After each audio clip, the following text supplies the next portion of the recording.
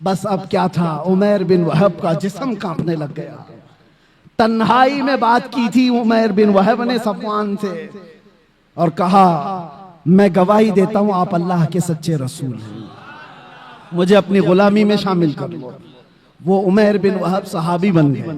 हजरत Umar bin Khattab गले में हाथ डालकर बाहर लेकर के आए और सहाबा से कहा, थोड़ी देर पहले ये आदमी मुझे खिंजीर से ज्यादा बुरा लगता था और अब ये उमैर बिन वहब मुझे अपने बेटे से ज्यादा अजीज लगता है।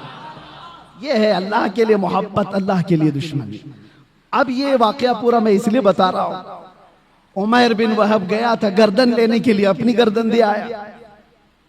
सफवान यहां इंतजार कर रहा था, रोज इंतजार कर रहा था कि कुछ नई न्यूज आए। कोई भी काफिला मदीने से आता उसके पूछता, कोई नई खबर है, कुछ बड़ी खबर है? उसके तो दिमाग में यही था कि आज कत्ल हो गया होगा, कल कत्ल हो गया होगा। एक काफिला आया, सफवान से कहा, हाँ एक बड़ी खबर है तेरे लिए। कहा क्या? कहा तेरा पक्का जिगरी दोस्त भी मुसलमान हो गया। वो कहा ये तो डूब मरने का वक्त आ गया मेरे। यही वो दिन थे। थोड़े दिनों के बाद हुजूर पाक सल्लल्लाहु अलैहि वसल्लम पूरे सहाबा की जमात के साथ मक्का में आ गए, फतेह मक्का। उस वक्त तक सफवान ईमान नहीं लाया है, ईमान की बूबास भी नहीं, इंतकाम की आग में भड़क रहा।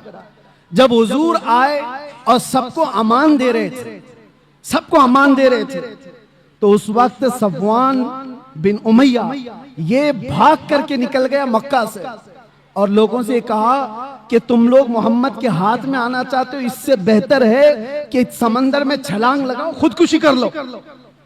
तो अपने घोड़े को लिया और समंदर की तरफ चला गया कि मैं सुसाइड कर लूंगा, इनके हाथ में आने से तो अच्छा है।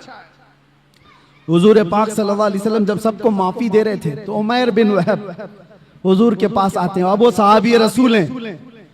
कहा, या रसूल अल्लाह, सफवान भाग करके गया है, मैं चाहता हूं कि उसको भी आप माफी दे दें।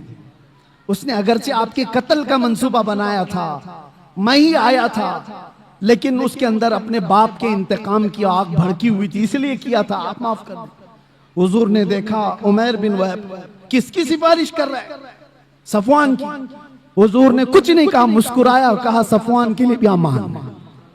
ये नहीं कहा कि वो ईमान लाए तो अमान है, नहीं, जिस हालत में है उस हालत में अमान है।